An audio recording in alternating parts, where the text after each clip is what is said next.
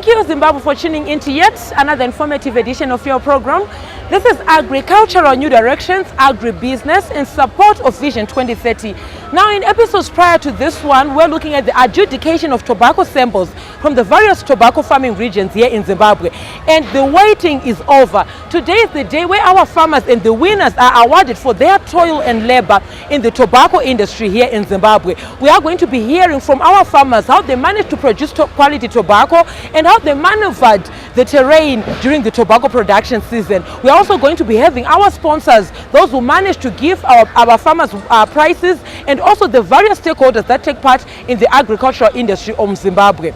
Stay tuned. Thank you, Zimbabwe, for staying tuned to Agricultural New Directions, Agribusiness. This is the first segment of your program, Agribusiness in support of Vision 2030. In terms of supporting Vision 2030, we are talking of awarding the Zimbabwean farmer and motivating them to go back into the field to produce the golden leaf tobacco. At this point in time, I am joined by Sheila Baureni. She is a sustainability officer with our regulatory authority, the Tobacco Industry and Marketing Board. Sheila, welcome to the program. Thank you very much, Watsap. Thank you for having me. Yes, the excitement is in the air. I can see the mood. Our morals are high as farmers and even the tobacco farming community. Oh, yeah. As we get into our discussion, Sheila, I want us to talk about sustainability. Yes. It is your area of expertise. It is your office. Yeah. In terms of sustainability and production of quality tobacco, farmers need to understand that these two can work hand in glove together. Yeah. They need to find a nexus between sustainability and maintenance of quality or production of quality tobacco. Yeah. Your sentiments on that? Oh yeah, sustainability is now the way to go. We are saying as the growers, as the tobacco growers who are in business, we ought to adopt sustainable ways of producing good quality tobacco. Sustainability starts right from the seedbed. We're producing your seedlings in a sustainable manner.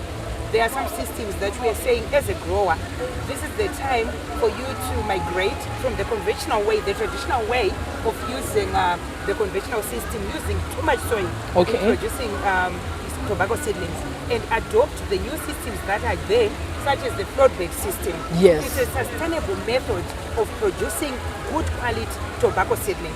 So when a farmer starts with good quality tobacco seedling, he or she is guaranteed of getting a good quality leaf at the end. Can we talk about curing facilities that are sustainable to the environment? Because you'd find that as farmers, we are not just farmers, but we are also stewards of the environment. We work in the environment. We need to maintain our ecosystems and biodiversity. In terms of curing facilities, what are your recommendations, your word of advice to our farming community? As you rightfully say, it's about the curing facility itself. Okay. We are saying we know there are some conventional barns, those that use a lot of fuel to cure just a kg of tobacco.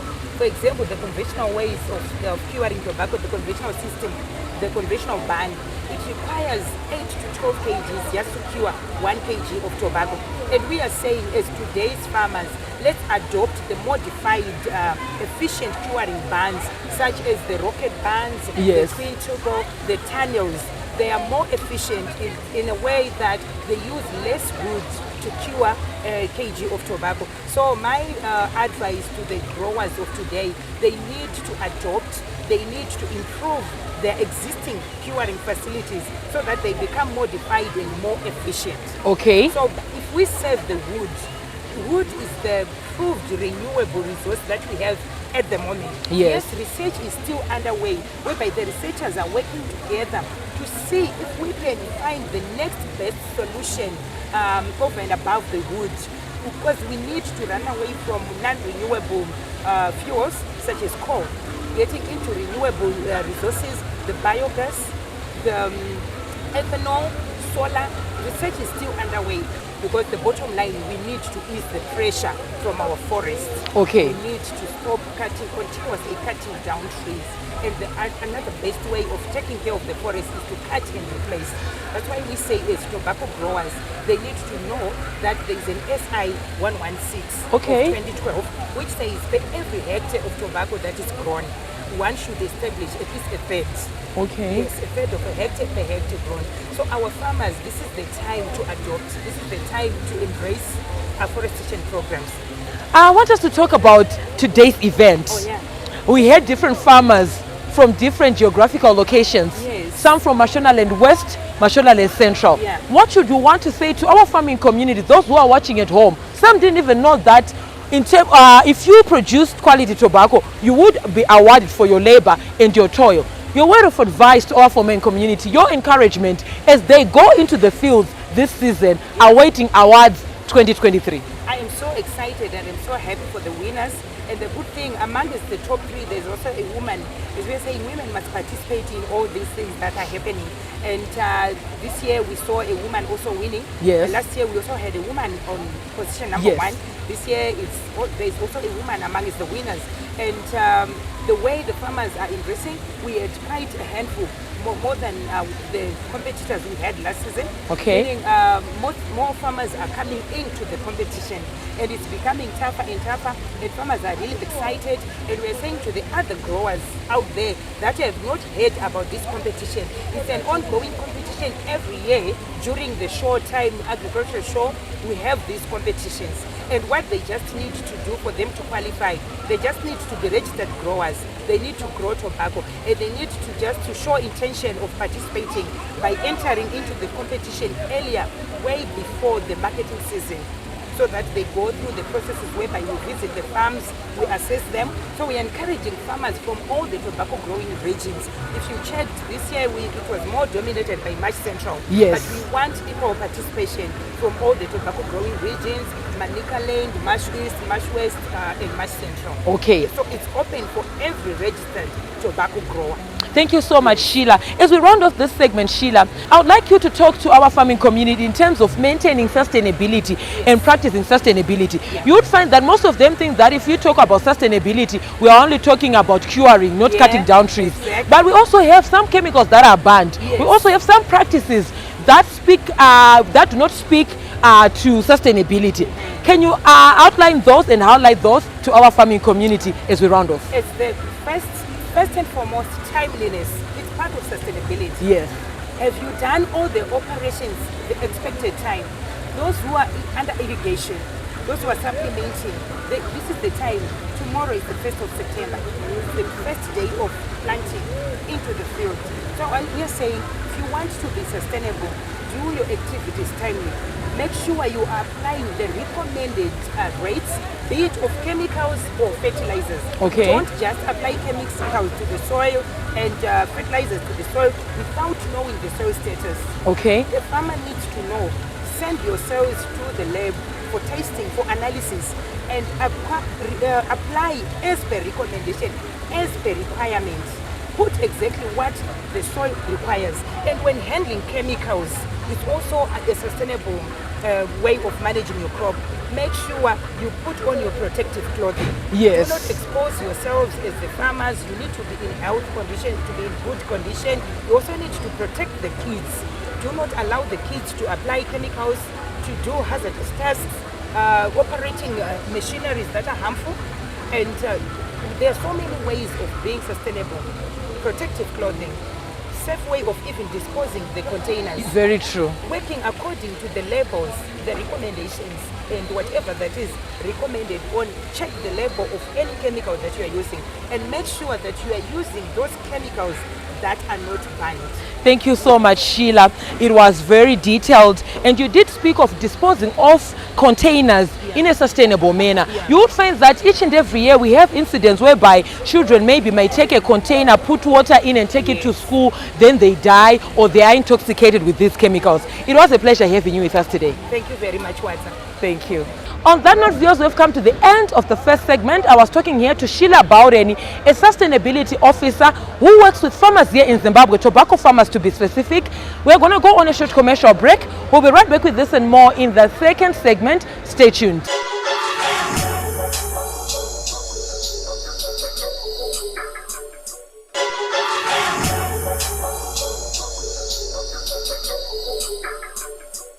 Thank you, Zimbabwe, for staying tuned to Agricultural New Directions, Agribusiness, in support of Vision 2030. This is where our farming community here in Zimbabwe converges and we share ideas in terms of business farming here in agriculture. Now, viewers, we encourage you to be a part of these conversations. Feel free to get in touch with the producer, Wadzanai Manyore, on 0772 807 506, Alternatively, you can like our Facebook page, Agribusiness with Watsap. We are also now available on Twitter, and that's where most of our discussions take place. It's at Agribusiness 110. Leave your comments and suggestions on our YouTube channel, Agribusiness with Watsap. Now we're going to cross over and listen to our winners talking to us on how they managed to produce quality tobacco during the 2021-2022 tobacco production season. Stay tuned. At this point in time, we have taken the liberty of inviting the #1 winner of the tobacco competitions that were being held by the Tobacco Industry and Marketing Board, with various sponsors on board, of course, and the contractors and merchants who came together so that we award our hard-working farmers here in Zimbabwe. Ndingada kuti muzvi-introduce kuvane vari kutarira chirongwa pari zvino. Okay, ndazwa kuti munorima muri kumvurwi. Mungatitaurawo here kuti makarima pakadii, makarima variety ipi, makashandisawo mafertilizer api, sezvo imi muri kuonekwa kuti ndimaita #1 pamakwikwi a2022 ekurimwa kwefodya. Variety andinarisemwe ndidhaga dzvuku. Ndoshandisa KRK 66. Ndakona ndinoita mudhaga dzvuku. Saka ndakarima 4 hectares dzefodya. Ndichishandisa cup number 1616 side. Chibandazoisa cup number 5 top dressing for 4 weeks after planting. Okay, panyaya yekurapira zvirwere netumbuyu tunowanikwa mufodya. Mukurimwa muagriculture you'd find kuti varimi vedu vakawanda vanotambura, vanoluza goal rakawanda, vanoluza quality panyaya yetumbuyu nezvirwere zvirimu. Imimi semurimi maamuchizvigona sei kusvika pakuti mimi fodya yenyu yaita top quality, kuratidza kuti yanga isina zvirwere, yanga isina zvinoruma ruma. Mishonga yamaishandisa nezvirwere zvamairapira ndezvipi? Zvirwere zvizhinji zvinowanika kutobacco zvinobva kuseedbed. So initially seedbed ndokwanifana kuva nehygiene yese, even machemicals mazhinji yese and recommended in TRB kuti anofana kushandiswa kutobacco, ndatowanishandisa kuti seedbed. Tabva kuseedbed kuisa ndokuland tinozoita zvedu masprays yapo napo, but first spray yatotanga kuita routine spray kutanga, then second routine spray ndoketaona tumbuyu. Takauti zvizhinji zvirwere zvedu torapira kuti seedbed. Right, ndinotenda zvikuru. Ndoda kuti titaure nezveukama hwenyu hwamuinahwo imimi sevarimi neregulatory authority yedu nehurumende yedu vanoona kurimwa kwefodya. Ukama hwenyu hwakamira sei? Muchipedza kupindura ipapo ndoda kuti mudzike nemubvunzo. Ukama hwenyu nemacontractors avo vari kukupai mari, vari kukupai mbesa, vari kukupai mafertilizer kuti muproduce fodya, zvakamira sei pari zvino? Ndingangoti nene ukama hwedu isusu aiwa hatikati tine kunyangadzana kuti tiri kushandira zvakanaka. Odwa zvedu sevarimo zvinotarisira zvo zvinogona kubuda. Unongwa wanotuma kuti munhu wakutadza kudiwo kusanzwisisa, asi tingati TIMB nevarimi zvishandira zvakanaka. Then toenda kumacontractors, macontractors edu hakuna problem. Problem iri kocha ndakona yanenge yakuitika ndeyekuti macontractors anotopiwa zvikwereti towirirana 1.2, then macontractors anozoincreasa zvimwe zvinhu pachikwereti ipapo. Handiti zvaindikirizwa manje tingopiwa price yekuti isusu semufama handina anything to say pazviri. Ndozvinyanya kunyakwadzisa semafama ari kucontract because maprice emainputs contractor ndanodetermina, maprice ekutobacco kufodya contractor ndanodetermina, and contribution yangu safama hapana, haina pane consideration pakutorwa kwechikwereti. Contractor anongotanga kuconsiderati mari yake yakainvesta ipapo, but inini kwangu andakainvestawo ipapo. Saka unoona zvinodza kuti vanhu vatisi mafarmers. Alright, ndinotenda zvikuru mukupendera. Ndichipedza nharirano ndisati ndaenda kuna amai, ndoda kuti titaure nezvemweya uri muvarimi pari zvino. Varimi vari kusununguka here kudzoka kumunda? Muri murimi imimi munowo shamwari dzenyu dzimwe dziri kutokuonai paZBC paagribusiness. Mweya yakamira sei? Vanhu vane shungu here dzekudzoka muminda kana kuti mweya yakaneta? Zvakamira sei? Ndinokuona kuti pange season hakuna kunenharo. Last season aiwa vanhu vanenge vakamboti nemari. Saka aiwa tikora zvikiitika maseedbed hakuna nharo. Aiwa, handizvozvo. Ndinotenda zvikuru nekuti mauya pachirongwa. Thank you. Tinotenda varimi nekuramba makatarisa chirongwa. Pari zvino ndina mai Musoki vakamira parutivi nababa Musoki vanga ndichitaura navo. Murimi wedu, varimi wedu waita ivo #1 gore rino pamakwikwi ekurimwa kwefodya muZimbabwe. Mai Musoki ndokuchingamidzai pachirongwa. Ndiri kuona maperekedza baba kuya uzotora mubayiro. Mashoko enyu ekurudziro amungataurawo kuvarimi vechidzimai kana madzimai akagara pamwe chete nevarume vavo maererano nekupinda panyaya dzekurima ndapi?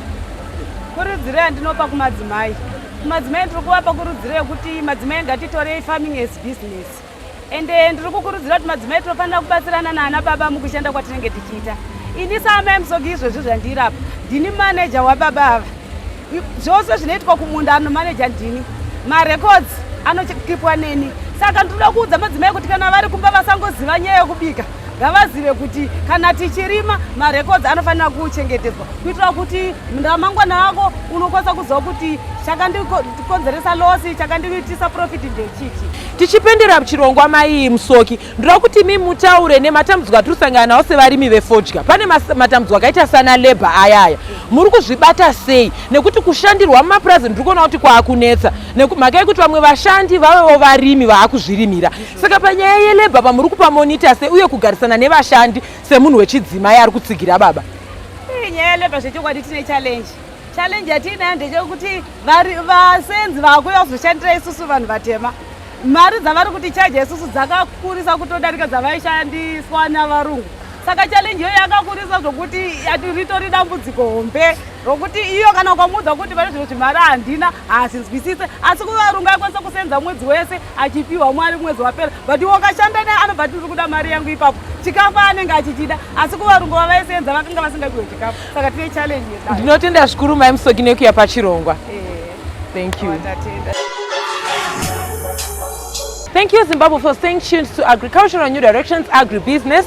Pari zvino ndine murimi wedu iye atora number 2 pamakwikwi anga aripo ekurimwa kwefodya, achionekwa unyanzvi nefodya yemhando yepamusoro-soro inonzi quality tobacco. Pari zvino ndina Eva Chidobha wandinaye pari zvino. Tinokuchingamidzai pachirongwa. Makadi henyu?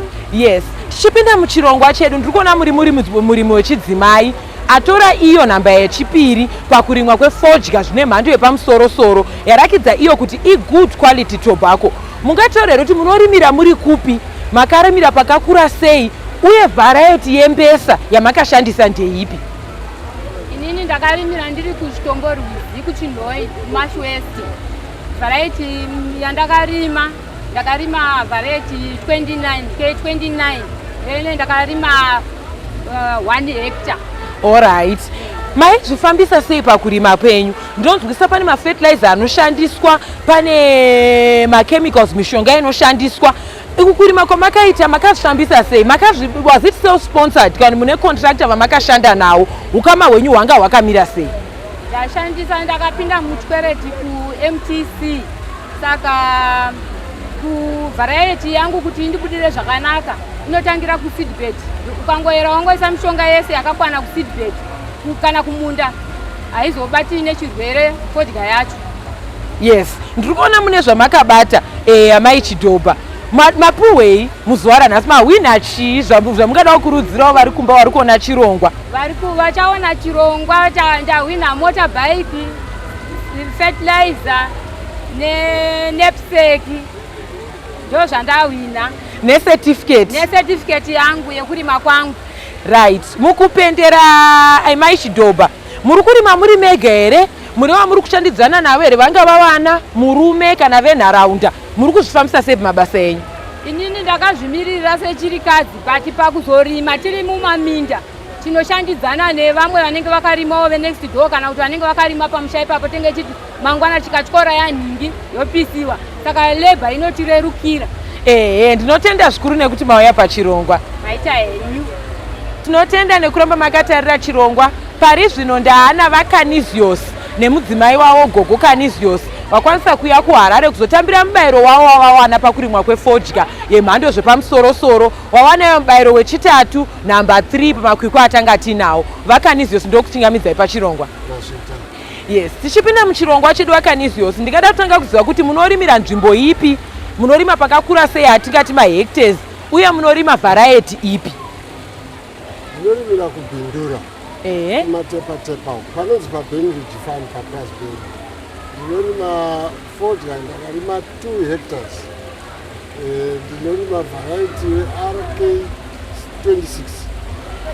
Ndichidzika takadaro ndingada kuziva kuti pakurima pamunoita makapinda muchikwereti here kana kuti aiwa mari yemuhomwe? Kana makapinda muchikwereti, ukama hwenyu hwakamira sei nevakakupai mari? Makagutsikana here pamari yamakaona kupera kwemwaka? Pakutengwa kwezvinhu kwangu kwakanaka. Pakurima takarima zvedu nekushandisawo mari yedu dzemuhomwe, asi patakazotengesa zvinhu takatengesa kukambani takunge tabvumirana nayo. Saka zvakatengwa zvakanaka. Tina kuzoona zvakaipa zvekuti gore rino iri taakutorima nawo. Alright. Ndiri kuona sekuru nagogo muri kubatana panyaya dzekurima. Mashoko enyu ekurudzire kune vechidiki vari kunzoko kana even vamwe vati kurei vabva zera vaye asi vachine mwiri iri kuzvinzwa maererano nekurima. Vamwe vari kumirira mari dzinobva kuvana, vamwe vari kumirira mari dzinobva kuhama. Kurudziro yenyu kune vechidiki vachiri kuzvigona uye vakwegura asi vane minda. Vanhu vane minda kana vasingarime havasi kutoziva opportunity yavari kurasikirwa nayo upenyu hwavo. Vana inini pazangu panapa ndakashanda makore akawanda but handakwanisawo kuti ndingape vanhu kana vana kurera zvainetsa, asi kana uchirima unowana. Ende kurima kunopa munhu simba rako chete, unowanawo chitoviri chekuti unototi hazveshuwa pandawanapo. Alright, mukupendera mubayiro wenyu wechitatu mapiwa chima wina chii? Ndapiwa wheelbarrow, ndapiwa fertilizer, ndapiwa ma-float trays ne-pump, water pump. Alright. Ndawina ende ndandisingazvifungire but zvaitika ndetifarara. Ndinotenda zvikuru nekuya pachirongwa. Aiwa mazvita. Thank you. Thank you, Zimbabwe, for staying tuned to Agricultural New Directions. We have come to the end of the second segment. We are going to go on a short commercial break. We'll be right back with this and more in the third and final segment. Stay tuned.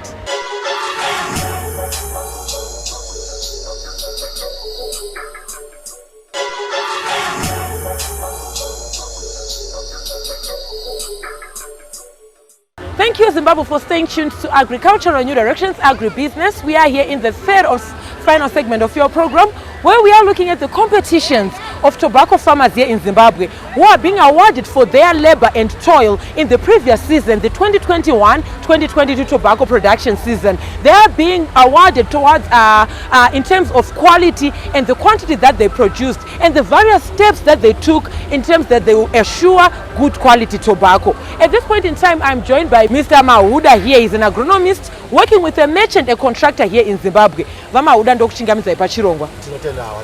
Yes, tichipinda muchirongwa chedu Vamahuda, ndiri kunzwisisa kuti munoshanda nekambani inopa varimi zvikwereti zvekurima. Muri kubatsira varimi nema-inputs, ma-fertilizer, masaga, mishonga yekuti vakwanise kurima fodya. Mubvunzo wangu ndewekuti muri kuzvizadzikisa here izvi sekambani, uye mungadaro muine zvimwe here zvamungada kuwedzera kuvarimi vedu in terms yekuvasapota pakuvapa mari yekurima fodya? Waita basa badza. Chekutanga ndechekuti TIV pachezvayo samother body ine mitemo yakatoisa kuti kana murimi achinzi apuwa chikwere che1 hectare anofanira kunge ine zvakati. Ende ukatara zvakatotawo zvakanaka, ukatarisa gore rino yakatodambura mamwe makambani anga asingakwanisi kuita zvakadaro. Saka automatically kambani yese iri kufinansa gore rino inenge ichitomuita ma-requirements eTIV. Okay. Saka pakatoiswa mutemo yekunzi kana usingakwanisi izvi license rinotorwa. Izvo zvacho ndezvipi Vamahuda zvamunopa varimi pahectare? Ndinonzwisisa kuti from my own understanding you might be working with a lot of small scale farmers, varimi vechidiki vane minda midiki. Ndezvipi zvamuri kupa varimi pahectare zvamungati izvi zvinomukwanira makatarisana imimi sekambani inopa varimi zvekurima? Waita basa. Chekutanga ma-fertilizer epasi anonzi ma-high B, kwete ma-C. Ma-high B tinopa 8 per hectare. Topa ma-50 kg 4 AAN per hectare nemishonga inokwanirana. Then kana kuzopa mari yatinoti reaping cash yaanobatsirika nayo pakutyora fodya yake akukohwa, tinenge takuchita assessment nemadhomeni edu kuti uyu fodya yacho nepairi is it worth kuti tumpe mari here kuwedzera chimwe chikwereti kana kuti zvatovharana zvakadaro. Unozvizivayo kuti mukurima pane vanokundikana, pane vanogona, pane vari pakati. Saka tatoona kuti murimi dzongo aita dambudziko, zvidafirwa nemombe dzese, umwe atizwa nemudzimai, umwe mvura yacho yawanisa fodya yaibva yanyura, umwe atadza kusakura, kuchamuwedzera mari hazvichabudi. Takuchingomanaja zviripo izvozvo kuti at least chikwereti kacho kabhadharike pane kuwedzera. Alright, kuwedzera 10%. Vamahuda tichipinda mune nyaya idzodzi dzekuti vamwe vanozokundikana kubhadhara, vamwe vanozobudirira, pane futi nyaya dzequality. Ndinonzwisisa kuti muri kushanda nevarimi padyo nepadyo. Pane nyaya dzekuti vamwe varimi mambo ma-fertilizer matauri, mumwe akunotengesa. Nekuti dambudziko iri harisi chete kuma-contractors, naivo varimi vane zvavanoitawo zvinoita kuti kurimwa kwefodya kusabudirire munyika. Dzimwe nguva munhu otopedzisira kubudisa fodya isina quality yakanaka nekuda kwekuti pamwe vatengesa mishonga pamwe vatengesa mafertilizer. Irori dambudziko iri muri kuribata sei revarimi vanotengesa mainputs? Zvatinoita isusu tine mutemo kubasa kukambani kwedu wekuti murimi anofanira kuonekwa nemurimisi kamwe chete pasvondo rega rega. Saka murimisi kana murimi angopuwa mainputs, chekutanga achisvika ndechekutanga acheka kuti mainputs angu aripo here akakwana here, votonyorerana pasi ndasvika mazungu chakadini chakakwana. Achidzokazve hazvirevi hazvo kuti vatengi vanotengesa asi tinoedza kachitsotsi karipo kadambudziko kacho kapere. Tinozoshanda zvakare patinoita distribution yemainputs, tinoshanda nemapurisa iyo ine chitonzi mhosva. Mapurisa anoti inonzi theft of trust property. Saka murimi anogona kubatwa nemhosva iyoyo. Saka patinopa varimi mainputs tinotora mapurisa vombotsanangura varimi mukatengesa mainputs imhosva. Saka izvozvo zvinoita kuti kamweya kacho kekutengesa kadzikire mwari, asi havazoshaiki zvavakadaro, asi kanodzikira. Tataura dambudziko rekutengeswa kwemainputs. Ndikaida futi kutore nyaya yesite marketing. Kune vamwe varimi vanototaura kuti ini ndinopedzisira ndaendesa fodya yangu neimwe kambani nekuda kwekuti makontractor anenge akandipa zvakashota anonzi macosmetic inputs ayi, pamwe akandipa bhegi rimwe chete refertilizer vaakutondinyorera chikwere chekuti vakandipa zvinhu zvehekta. Mungataurawo kuti kudii panyaya yematambudziko ana side marketing iwayo, nenyaya yekuti pamwe varimi mungavatsiurawo sei kuti mi muripo pakugadzira mari nayo varipo pakuti vaite mari. Zvamungataurawo panyaya dzeside marketing ndezvipi? Very good. Mataura nyaya yekuti farmer anenge akaitwa maybe underfunded. Zviri kuitika kune mamwe makambani mazhinji mukati handidi kuzviramba. Izvozvo ndo zvinopedzera kuti farmer anopedzera akuita side marketing. But still murimi kana apuwa zvakakwana anogona kutogoita side marketing. Saka maitiro atete kuti pamweni paanosvikapo vanonyorerana pasi namurimisi kuti maplans madzinde ari mumunda ndeakati, murimisi anotoverenga odzoka paanotyora kuna anonzi maestimates vetiyambi vanowirirana nazvo kuti estimated yield yako chii, makages makani, vonyorerana pasi. Kana fodya yabva mubhani votonyorera kuti pasi kuti fodya yabva mubhani estimate yacho ingava makages mangani yaamumba tichidaro. Izvozvo zvakutara vadamboitwa zvinoita kuti murimi aone kuti ndiri kumonitwa at each stage of the tobacco cycle. Saka zvinogona kutapudza futi mukana weside marketing. Asi zvakare ndinonafuta mitemo yacho irimo zvayo munyika haina kunyanya kusimba, hainyanyi kusunga kurimi zvakanyanya kana aita side marketing. Saka kunonzi bhadhara kana kuti 2000 naira TGS. Saka hazvirwadzi. Hazvinyanyi kurwadza. Saka tokumbira hurumende dai vaita mitemo inenge yekuzesa. Vaomesa. Kunzi ukangotora katambo kadai kemagetsi 10 years. Zvikadaro kuindustry inorarama. Tiri kuzoona kuti industry ndiyo iri kuunza ma-US akawanda. Icho kwadi. Kuti iprotecte chi industry iyoyi. Iri kuimbula vanhu vakawanda, iri kubatsira varimi chaivo kurima nekuita mari. Saka tozodzoka kuti even vaya vanotengesa fodya vanotenga fodya vaya vanonzi ma-supervised buyers makoronyera. Kamutongo kacho kana abatwa ndikako kekunzi takatomboabata akanzi 2000 naira TGS. Hazvina kutiitira zvakanaka fodya munenge maisa kumhanya kutsvaka mapurisa akutsvaka. Mukupendera vamahude tasvika kumagumo kwechirongwa, ndingada kuti mutaure maererano nekuti taakupinda mukurimwa kwefodya. Kune vanoshandisa madiridziro yatingati irrigation uye kusimudzirawo mweya yevarimi kuti tiri kupinda mwaka uri kutanga, imi ndimunopa varimi mari. Mashoko enyu ekurudziro muchidimbu nekuti taakupendera. Maita basa chekutanga murimi wese ari kuda kurima ari serious, tinotarisira kuti sevarimisi anofanira kunge pari zvino zuva ranhasi rinoiri akatoita lady break atorima mita yake yakagadzirwa yakanaka. Chechipiri tosa kuti nesi yake inofanira kunge yakatomwaiwa yamera pari zvino achiimanija zvakanaka. Chekupedzisira mabhani anofanira kunge akaitwa renovated atova ready zvokuti dai kurunzi mwari aita chishamiso chekungoti fodya yaibva nhasi, mabhani totarisa kuti anofanira kunge ari mabhani ekuti nhasi atova ready kupisa fodya iyoyo. Mazvita vamahude nekuya pachirongwa tinotenda. Ndinotenda iyoyo. It was a pleasure having you with us here today, farmers, where you are looking at some of you getting awarded for their labor and toil in the production season or the production systems of tobacco here in Zimbabwe. From me, your host Wadzanai Manyore. I'm also on Instagram. It's at W Manyore, and the crew behind the scenes. Have yourselves a fabulous evening. Thank you for watching.